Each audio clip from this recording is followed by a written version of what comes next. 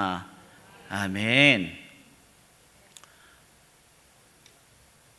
오늘은 미가서 6장 1절로 8절 말씀을 통하여 33과 하나님께서 원하시는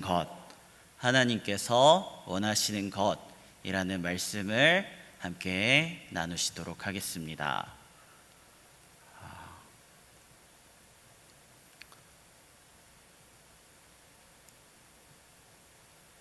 네, 새벽 예배랑 이제 저녁 예배랑 이런 때 올라오는 것과 이 시간에 올라오는 게 느낌이 많이 다르네요.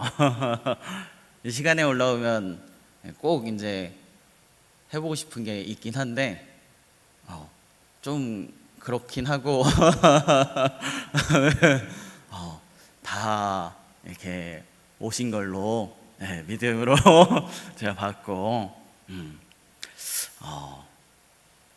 우리 위하여 같이 한번 인사하는 시간 갖도록 하겠습니다. 우리 같이 옆에 계신 성도님들과 함께 반갑게 인사하시도록 하겠습니다. 반갑습니다. 반갑습니다, 성도님들. 주님의 이름으로 환영합니다.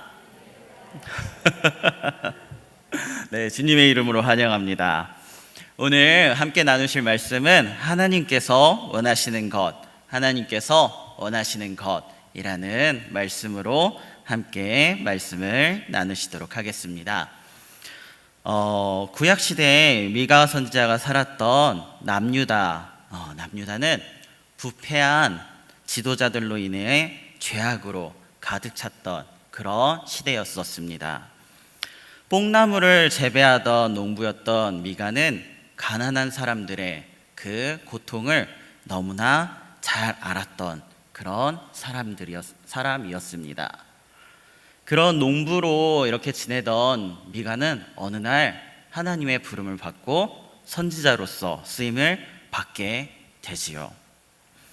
당시의 사회의 죄악과 더불어 영적인 타락한 이스라엘의 죄악을 잘 알았던 미가는 하나님의 책망을 이스라엘 전역에 선포하게 됩니다. 그런 미가가 선포한 하나님의 말씀은 무엇이었을까요? 우리 함께 보시도록 하겠습니다. 첫 번째, 미가가 선포한 하나님의 말씀은 첫 번째, 이스라엘을 돌보시는 하나님의 마음이었습니다. 우리 같이 목소리를 합쳐서 읽어보실까요? 첫 번째, 이스라엘을 돌보시는 하나님의 마음입니다. 아멘. 하나님께서는 이스라엘 백성을 내 백성아 라고 하면서 그렇게 부르셨습니다.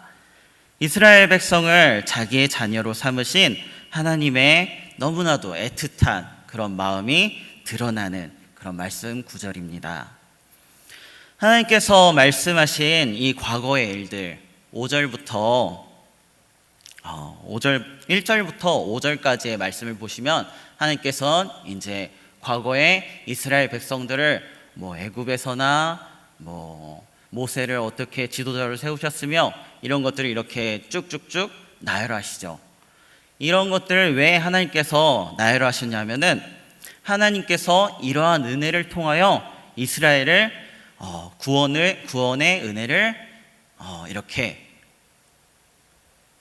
굉장히 지금 많이 긴장하고 있습니다. 많이 긴장하고 있어서 많이 헷갈리네요.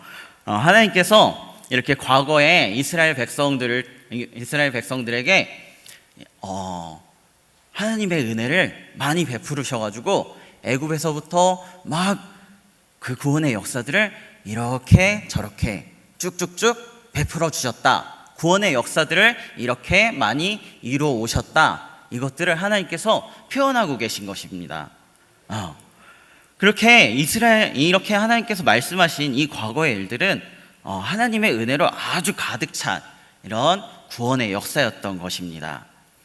그래서 이스라엘 백성들이 종로를 타던 애굽에서 이스라엘 백성들을 구원하셨던 일, 그리고 또 모세와 같은 그런 위대한 지도자를 이스라엘에 보내셨던 일, 그리고 또 이스라엘 백성을 저주하시기보다는 복주기 원하셨던 그런 일들, 이런 것들은 언제나 변하지 않고 신실하셨던 하나님의 마음을 우리가 깨달을 수 있게 되지요.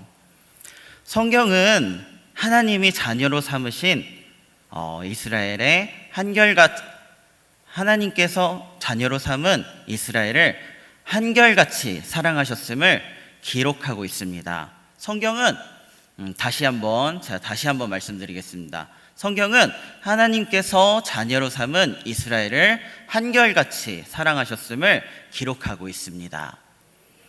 하지만 공의롭게 행하신 하나님과 달리 이스라엘 백성들은 은혜를 외면한 채 죄로 가득 찬 변한 그런 반응을 너무나 많이 보이곤 했지요. 이런 모습을 보면은 마치 저는 제 모습을 보는 것만 같습니다. 우리도 정말 마찬가지인 것 같습니다. 하나님은 변하지 않는 분이십니다. 하나님은 신실하시고 변하지 않는 분이셔서 어제나 오늘이나 변하지 않고 늘 우리를 변하지 않는 모습으로 쭉 이렇게 사랑하시지만 우리는 자꾸만 변합니다. 이스라엘도 그랬다는 거죠. 그리고 우리도 마찬가지고요. 우리는 자꾸만 힘이 들고 어려울 때는 하나님을 찾아와서 어렵고 힘듭니다. 하나님 도와주세요. 이렇게 하나님을 찾곤 하다가도 그 힘든 일들이 어느새 좀 해결되고 살만해지면은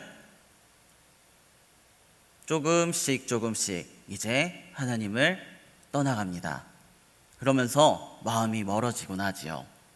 근데 그럼에도 불구하고 하나님께서는 그런 우리들의 모습, 그런 이스라엘의 모습에도 불구하고 하나님은 변함없이 쭉 신실하게 사랑하는 모습을 보이셨다는 것이지요. 이 성경은 하나님께서 한결같이 사랑하시는 모습을 기록하신 그 기록이라는 것입니다. 이런 이스라엘을 안타깝게 여기신 하나님의 마음을 미가는 이스라엘 백성에게 소리 높여서 그렇게 선포했습니다. 둘째 띄워주시죠.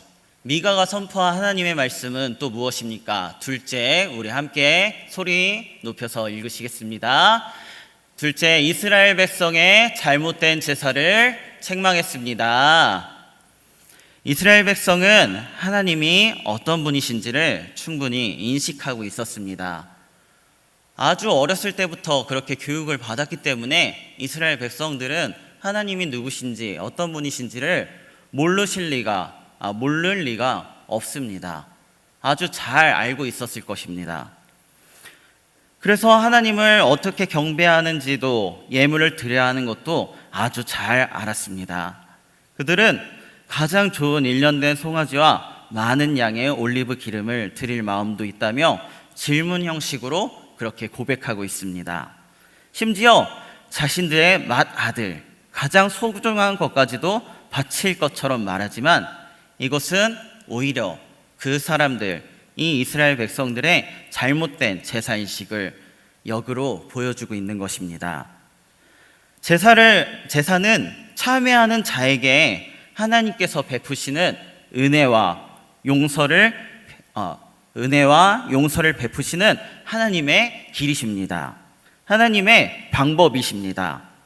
하지만 이스라엘 백성들은 제사와 제물을 드리면서도 하나님의 마음을 알려고 하지 않았던 것입니다.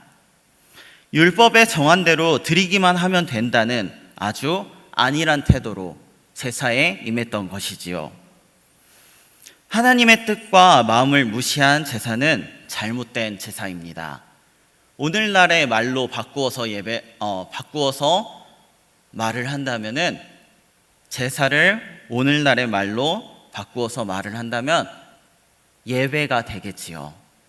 하나님의 뜻과 하나님의 마음을 무시한 예배는 잘못된 예배일 것입니다. 미가는 남들에게 보이는 형식만을 중요하게 여긴 이스라엘의 잘못된 제사를 책망했습니다. 혹시나 지금 만약에 저와 성도님들에게 겉으로 보이기만 하는 잘못된 예배의 형식만 갖추고 있다면은 오늘 이 시간 회개하시고 하나님 앞에서 내가 하나님 앞에서 하나님이 기뻐하시는 마음과 뜻을 하나님께서 원하시는 예배를 회복하길 원합니다. 하나님이 정말로 기뻐하시는 뜻을 회복하길 원합니다. 하나님이 정말 기뻐하시는 예배만을 드리길 원합니다. 그렇게 고백하실 수 있는 우리 성도님들 되시길 소망합니다.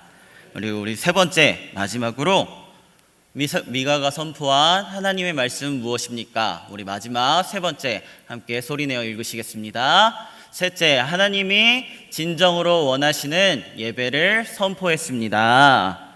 아멘. 하나님은 자신이 구속한 백성에게 분명히 원하시는 모습이 있었습니다. 그것은 오직 정의를 행하며 인자를 사랑하며 겸손하게 내 하나님과 함께 행하는 것이었습니다. 저와 성도님들은 하나님의 피조물입니다. 하나님의 권능 그리고 영광과 대조되는 그런 너무나 작은 존재들인 것입니다. 한마디로 하나님께 종속된 존재들이라는 것입니다. 하나님께 창조된 그런 피조물들로서 우리는 진심으로 순종하고 하나님께서 원하시는 예배를 드려야 할 것입니다. 이스라엘 백성들은 많은 제물과 제사로 하나님께 영광을 돌리고 순종하는 듯 했지만 정작 여호와께서 여호와께서 정말 구하시는 예배는 드리지 않았습니다. 그들의 제사와 삶에는 하나님께서 원하시는 정의와 사랑과 겸손이 없었습니다. 미가는 정의를 행하고 사랑을 베풀며 자기를 낮추는 겸손의 모습이 이스라엘에서 보이기를 하나님께서 원하신다라고 그렇게 선포했습니다. 저와 우리 성도님들 또한 이 사실을 기억하며 하나님께서 원하시는 예배를 드려야 할 것입니다. 우리를 구원의 백성으로 삼으신 하나님은 우리에게 원하시는 예배가 있습니다. 하나님은 제물의 종류나 양을 보시지 않고 하나님의 뜻에 순종하는 제사를 원하십니다. 하나님의 뜻에 순종하는 예배를 원하십니다. 정의와 사랑을 실천하고 겸손한 삶을 살면서 드리는 예배를 기뻐하십니다. 하나님이 원하시는 예배를 드리고 하나님이 기뻐하시는 삶을 살 수 있는 저와 우리 성도님들 되시길 간절히 소망합니다. 아멘. 우리 함께 묵상 질문 함께 나누시겠습니다. 첫 번째 묵상 질문 우리 함께 읽으시고 나누시도록 하겠습니다. 첫 번째 같이 읽으시겠습니다. 나의 삶을 돌보시는 하나님의 마음을 느끼고 있습니까? 나의 삶을 돌보시는 하나님의 마음을 느끼고 있습니까? 라고 그렇게 질문하고 있지요. 아까 그렇게 3절과 5절의 말씀을 보면은 그렇게 말씀하고 있습니다. 하나님께서는 어떤 분이시라고 했지요? 하나님께서 어떤 분이시라고요?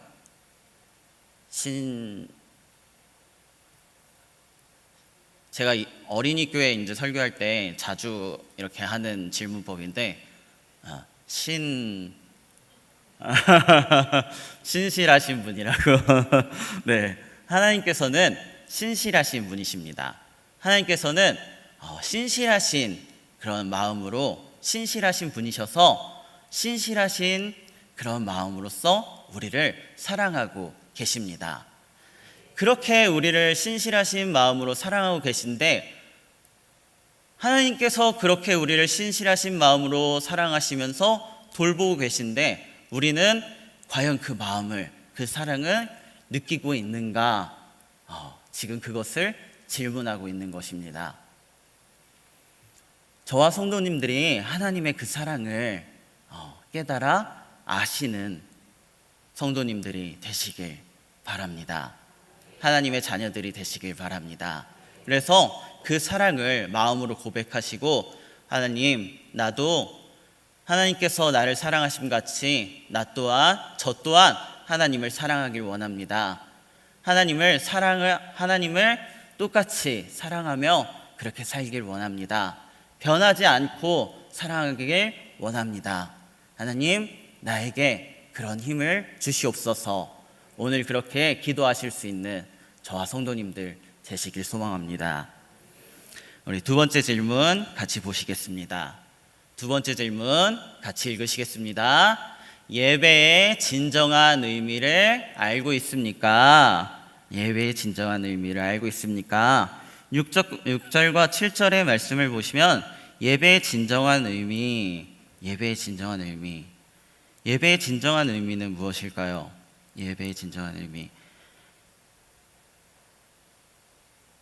두 번째, 그러니까 6절과 7절을 보시면은 이스라엘 백성들은 율법적으로 아주 훌륭하게 제사를 잘 드렸죠. 흠이 없는 그런 송아지를 제물로 바치고, 그리고 또 많은 양의 올리브 기름을 드릴 마음도 있었고, 심지어 맏아들까지 바칠 것처럼 그렇게 말을 했습니다. 하지만 하나님께서 바라시는 것은 그런 제사가 아니다라고 그렇게 말씀하셨습니다. 그럼 하나님께서 정말 바라셨던 그런 제사는, 그런 예배는 무엇이었을까요?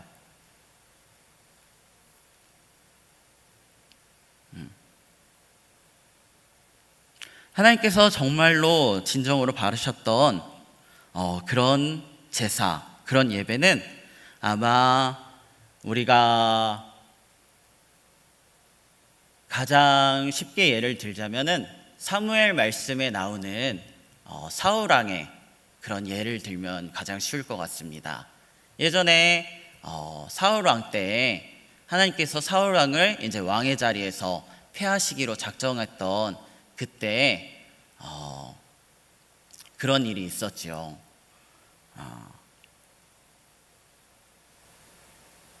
전쟁에서 이제 송아지를 지금 긴장해가지고 머리가 막 이렇게 복잡한데 어떻게 설명해야 될지를 막 모르겠는데 전쟁에서 이겨가지고 그 전쟁의 전리품들을 하나님께서 분명히 다 막 이렇게 불태우라고, 다 없이 하라고 막 이렇게 했는데 사울 왕이 그것에 대해서 순종하지 않죠.